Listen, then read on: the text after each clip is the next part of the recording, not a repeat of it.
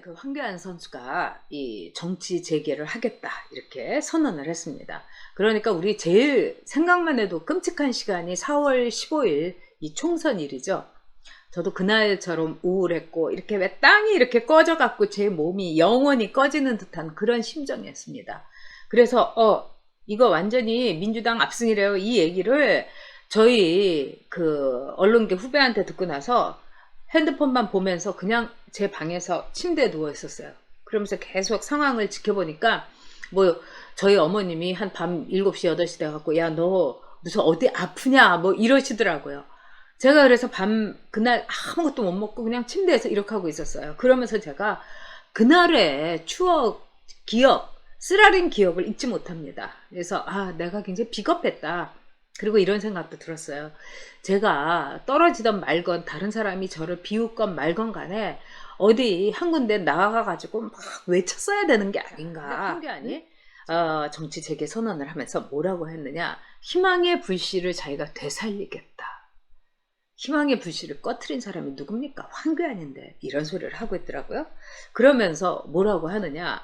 이렇게 얘기했어요. 개와 늑대의 시간을 이제 바로 세우겠다 이러는 거예요. 그러니까 개인 줄 알았는데 저 문재인 정권이 늑대였다. 그러니까 충직한 개인 내가 이제 나가가지고 세상을 바로 잡겠다. 이런 개와 늑대의 시간은 그 구미권에서의 그 속담입니다. 그러니까 구어라고 볼 수 있죠. 그래서 정확하게 얘기하면은 The time between dog and wolf예요. 이거는 뭐냐면은요. 이 상황이 하도 이렇게 뭔지 모르는 상황을 그렇게 얘기해요. 개인지 늑대인지 모르는. 원래 늑대가 개로 이렇게 바뀌었다고 하지 않습니까? 인간이 이제 늑대를 기르다가. 그래서 이 어떤 상황을 볼 때 이게 개인지 늑대인지 이 중간을 얘기를 하는 거예요. 그러니까 예를 들면 황혼이라든가 뭐 이렇게 어두컴컴해 갖고 사물이 보이지 않는 거. 이것을 the time between dog and wolf라고 이렇게 얘기하는 겁니다. 근데 황교안이는 무슨 뚱딴지 같은 소리를 하고 있는 거예요.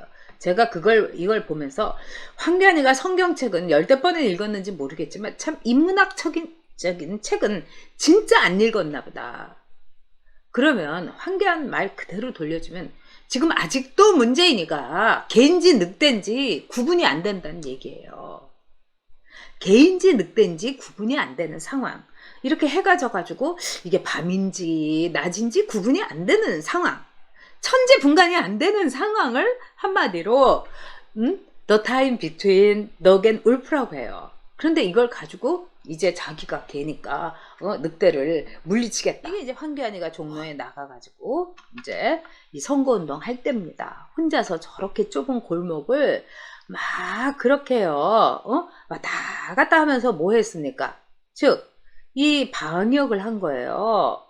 그러니까 이 방역을 하는 게 여러분도 이제 아시다시피 방역을 하면서 자기가 말하자면은 이렇게 이제 충실하게 하고 있다.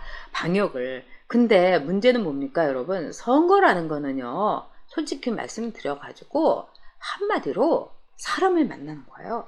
지금은 이제 팬데믹 때문에 사람을 못 만나지만 그래도 눈 인사하고 뭐 주먹 인사하고 그리고 사람 많은 데 가가지고 내가 황교안이다 나 좀 뽑아달라 이렇게 말하는 게 선거 운동인데 황교안은 어떻게 했습니까? 저 독방에 있는 것보다도 더 못하게 개미 새끼 한 마리도 없는데 다니면서 방역을 한 거예요. 황교안 정치가 과연 어떤 정치인가 여러분하고 한번 이야기해 보도록 하겠습니다. 황교안 정치는 첫째 저는 독박 정치다 이렇게 생각해요. 이 독방에서 황교안이 독방에서 기도하고 막 이러면서 혼자서 한 거예요. 그러다가 우리 보수 우파한테 독박을 안긴 게 황교안 정치다 이렇게 봅니다. 정치라는 거는요 나눔이고 정치라는 건 베품이고 정치는 많은 사람 자기가 싫어하는 사람하고 같이 밥 먹고 싫어하는 사람하고 이야기하고 만나러 가고 악수를 쳐가는 거예요. 근데 이 사람은 혼자서 고고하게 난 너무 귀하신 분이야.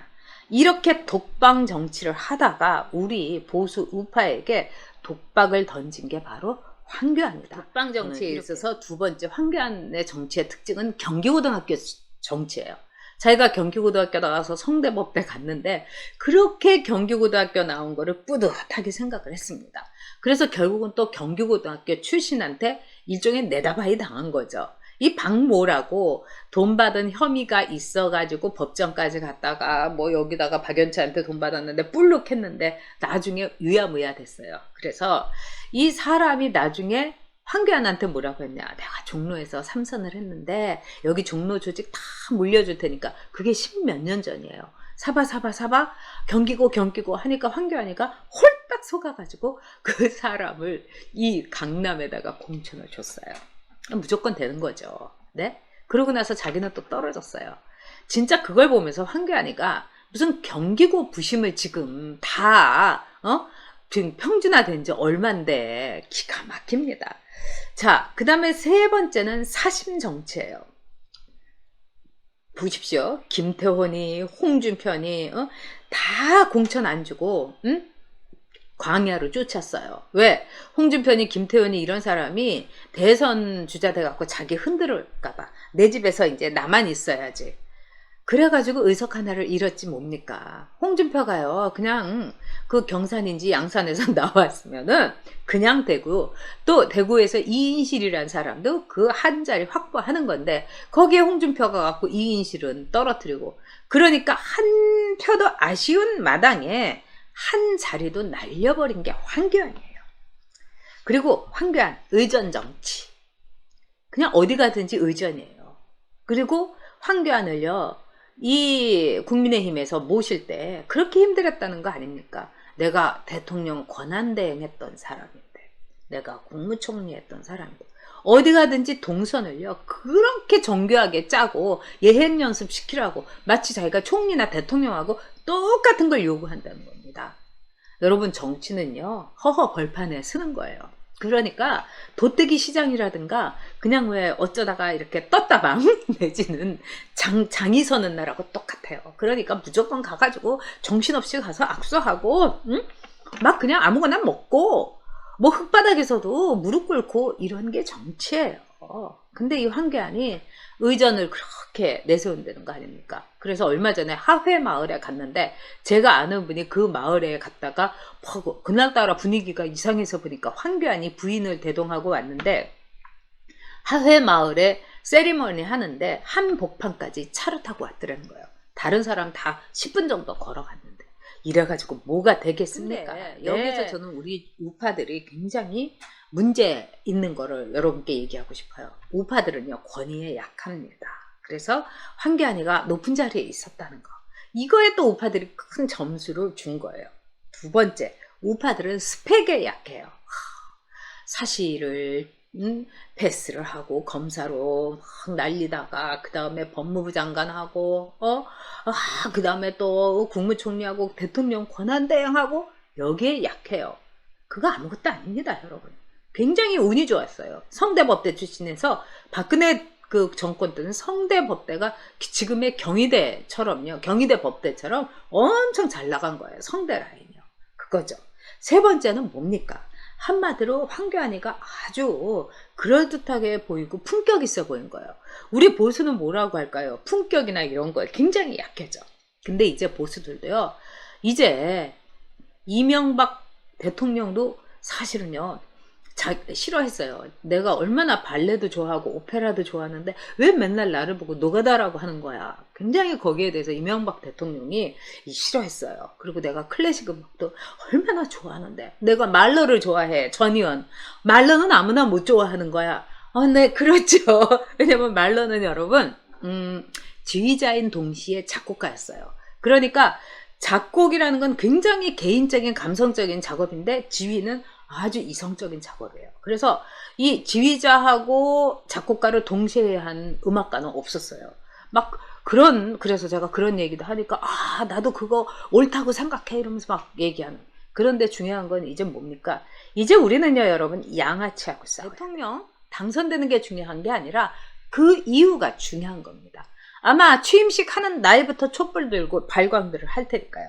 자, 그런 점에서 제가 황교안 전 대통령 권한 대행에게 그리고 전 이 보수 정당의 대표에게 조언하겠습니다. 집으로 가셔서 그냥 집에서 그냥 머무시면서 골방에서 나라를 위해서 기도해 주십시오.